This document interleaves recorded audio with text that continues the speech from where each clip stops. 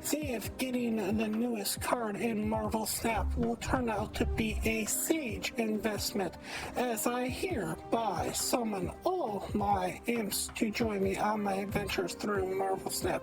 Hey everybody, it's Animal. So the newest card in Marvel Snap this week is Sage. Sage is a mutant whose brain functions operate similarly to that of a supercomputer, granting her perfect memory and rapid analytic abilities. She started out life in a village torn by war, where she had to learn how to use weapons and fight against soldiers and local bandits. But her life changed when one day her telepathic powers compelled her to enter a local cave where she found Professor Charles Xavier trapped under some rocks. Sage was then mentored by Charles after he saw her telepathic potential on how to use her abilities to become a spy for the X-Men. She then forged the identity of Tessa and managed to infiltrate the Hellfire Club as a secretary and counselor. She worked for years in the Hellfire Club as a royal right hand to them, while at the same time offering their secrets to the X-Men. But she wished that the X-Men would use her for more than the disrespectful work of a spy at times. Sage wears a custom-built cybernetic scanner that functions as a wireless broadband computer network. It can project a virtual reality keyboard for her to type with, but it can also tap straight into her thoughts when her hands are otherwise occupied. It can also be interfaced with any external data network, whether that is terrestrial or alien in origin. It possesses various sensors for tracking energy trails and analyzing electronic circuitry, among many other things. Sage has an intellect that makes her one of the smartest people on the planet. Through raw computational power and perfect recollection, she is an expert in every field that is well documented or calculatable, such as combat and technology. She has displayed remarkable technical aptitude for electronics and mechanics, though she typically improves on existing designs rather than implementing new devices. Sage is a mutant with astonishingly advanced intellect. She can remember everything she has experienced, perform multiple tasks at once, perfectly execute any skill she has had a single lesson in, perceive the DNA in a cell, and even analyze that DNA of other mutants. She has the ability to unleash latent mutant powers or enhance existing mutant powers. She also has telepathy and is capable of creating her own unique psionic firewall to protect her against other outside mental influences. Sage, being part spy and part computer, can easily gather information from both sides and use it to her best advantage. This is represented in Marvel Snap by her evaluating any and all the information she can see at her location when she shows up and adjusting as best she can to that information. So in Marvel Snap, she is a 3 cost 0 power, with the ability of gain +2 power for each different power amongst all other cards here, both on your side and the opponent's side. So in my opinion, when I looked at all the stats for her, I came up with her being the equivalent of being a 2-star card. And let me explain exactly why she becomes a 2-star card. So the problem with her is she doesn't count herself. Because she doesn't count herself, she has the weirdest line of cards that she falls into. So basically, she starts out as a Mystique that hit a Cosmo. So if you played Mystique and your opponent played a Cosmo on that same lane, she ends up being a Mystique. Just a 3-0 that hit a Cosmo. That's with her playing by herself. You'll never play her by yourself. If you play her by yourself, you did something wrong or you had no other options. But then, even when she gets one card on her location, she just moves up to a rogue that also hit a Cosmo, or had no other target to choose, had no ongoing target to choose. Not a card you really want to play. Once she hits that point, once she hits 2 other cards besides herself, she's barely at a Cyclops. Just a regular Cyclops, if you played it, would be as good as if there were 2 other cards at her location. With different powers, mind you. Not different costs, different powers. So it's a little easier for her to hurt the powers than her the cost. Now, once she hits past that point, she goes into being really good. She becomes a thing that's worth 1 less cost. So she's a cost less than thing with the same power. But at that point, you need 3 cards at her location besides herself. And that's barely making her playable. Now, once you get over this little hump, then you get into some ridiculous powers. Because then she becomes an Odin that basically hits a Cosmo. Then she becomes a She-Hulk that you basically could get out on 3. And then she becomes a Magneto that you can get out on 3 that hits a Cosmo. And then she finally becomes a Giganto that you can play anywhere. If she counted herself, she'd have 1 more spot behind her, which would make her 16 cost power if she hit perfectly. 16 is the highest energy cost I can think of in the entire game. Let's look at powers real quick. Let's go into powers here and let's look at 16 here. You're basically becoming a destroyer with no downside. Because she doesn't count herself though, it makes it really awkward to play her on any turn other than maybe 5 or 6. Now, even with being able to play her on 5 or 6, she's not the worst card in the world. There's some interesting things you can do with like, Toxic, where you basically would play like the Hood on 1, you play a White Widow on 2, you play her on 3, and because of the Hood and White Widow and the Widow's Kiss and herself, there's 3 cards on her besides herself. Even on turn 3, she becomes a 3/6. You also have stuff that you can set up where you have like an Angela, where you play the Angela, you play the cards that go with Angela, you play the Bloodstalker. Elsa Bloodstone, sorry, I couldn't think of her name for a second. So you play Angela, you play Elsa, and then when you play down the Sage as the last card, you're getting +2 power for hitting on the Sage, because Angela will be something else besides 0, because I think it counts the power that it currently, not the power that it started with. At least I hope that's where it goes to. So you'll get the power off of Angela, you'll get the power off of Elsa, so that's a +4 power in addition to anything else you're doing. There's also the chance that you can run Pixie with this. Put her in a Pixie deck.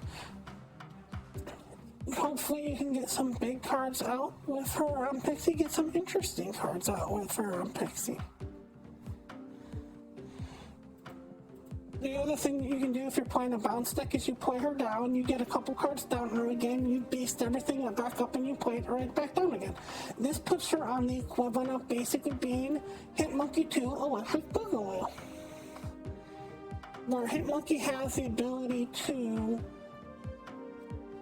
really gain power if you play cards before, where she really has the ability to gain power if your opponent's lane is full and your lane is full. Now, a lot of people have discussed Wolfsbane and said that she's basically just a better Wolfsbane.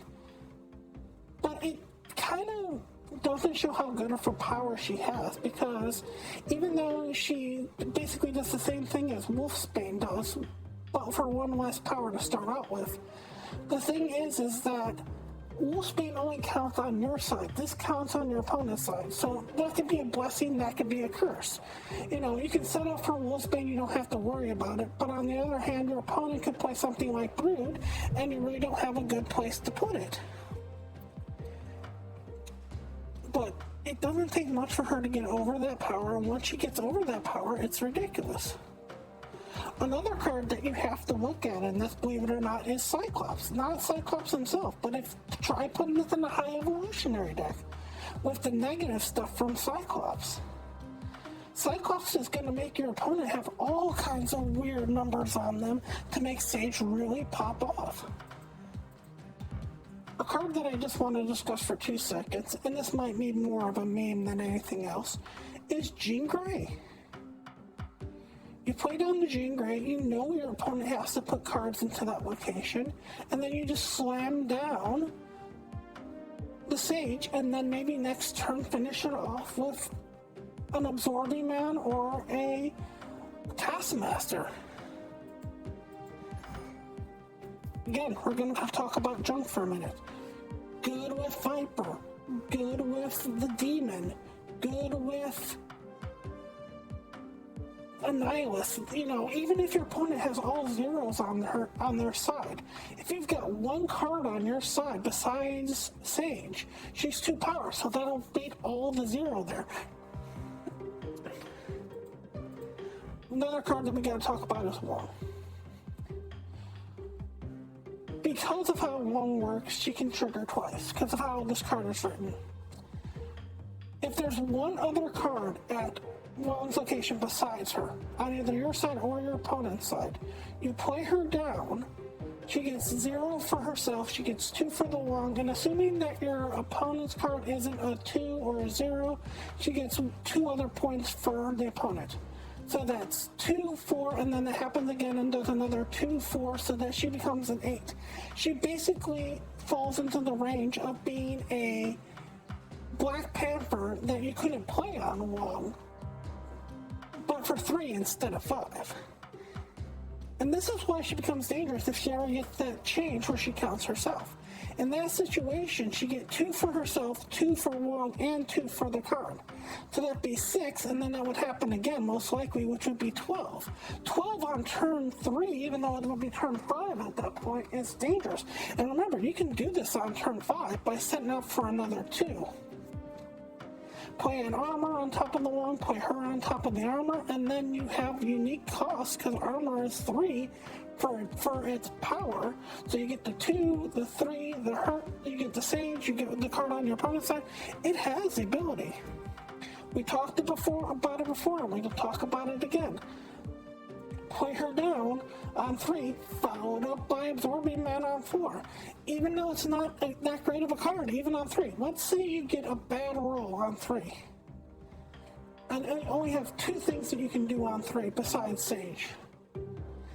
That's +2, +4. That means that she starts out as a 4.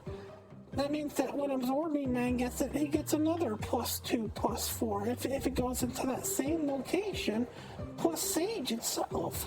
So that's another +6. So that's a 4/10.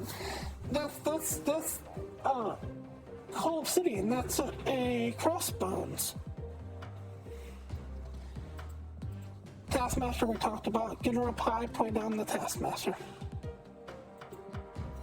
And another weird one that I'm not sure how good or bad it is, just kind of a weird one that I looked at, is Doc Ock.